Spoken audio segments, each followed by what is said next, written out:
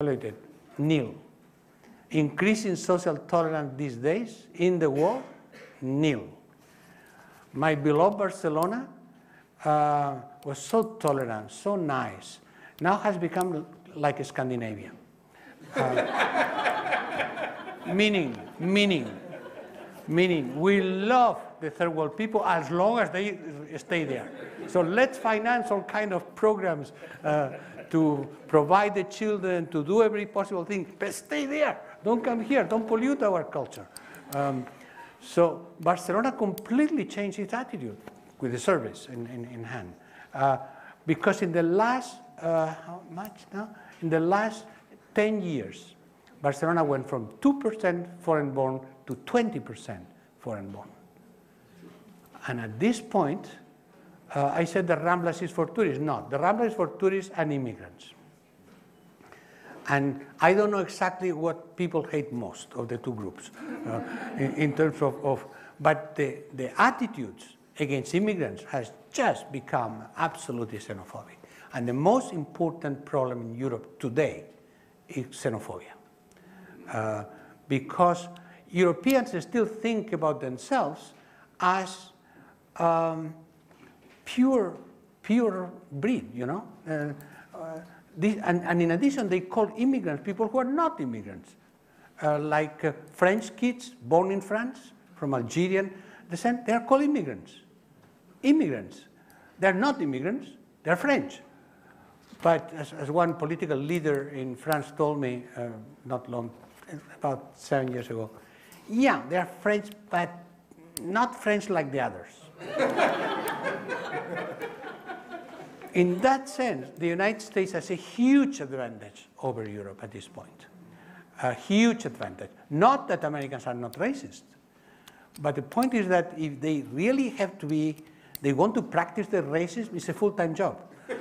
Because you have to start at 9 in the morning and you spend the whole day hating everybody around you. While in Europe, there is still this notion that somewhat miraculously, these people will vanish. You know, one day they will go back home. Where is home, by the way? I mean, so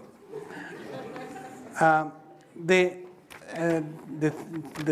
two final points that rural areas and the creation of new kinds of jobs. Again, here is, I think there is a role for creation of new kinds of jobs in rural areas and lift the possibility, the level, the standards of living, and the wealth of the region, but for much fewer people.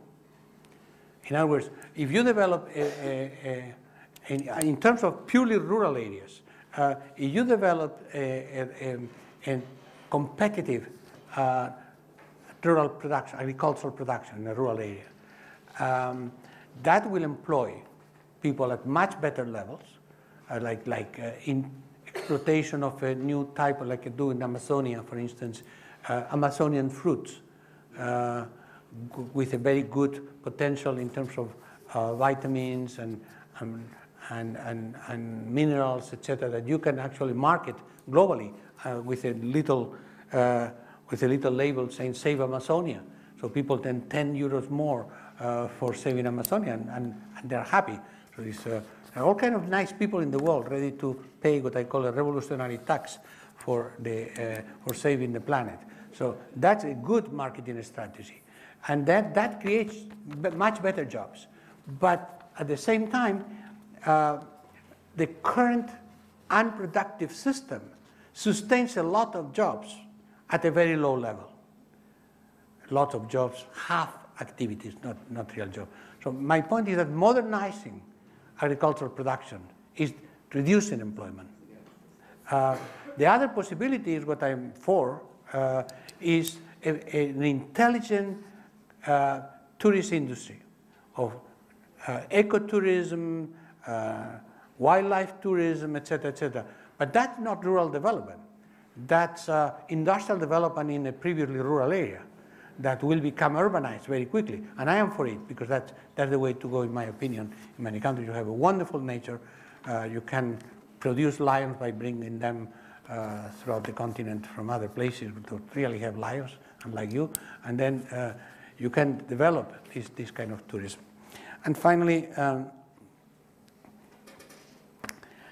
you touch exactly the conundrum.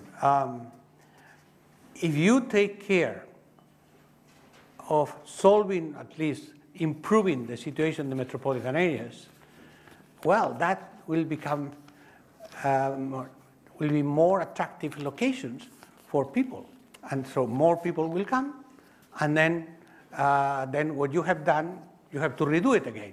You're absolutely right. On the other hand, the notion here is that they will come anyway, because they don't come because they're better off or less off or worse off in the metropolitan area, but because they cannot stand it where they are. So the flow is going to continue.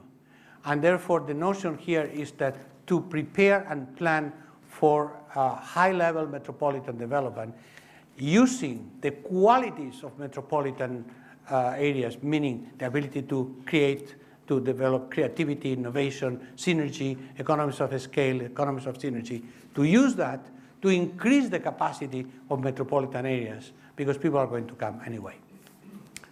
Thank you for your attention.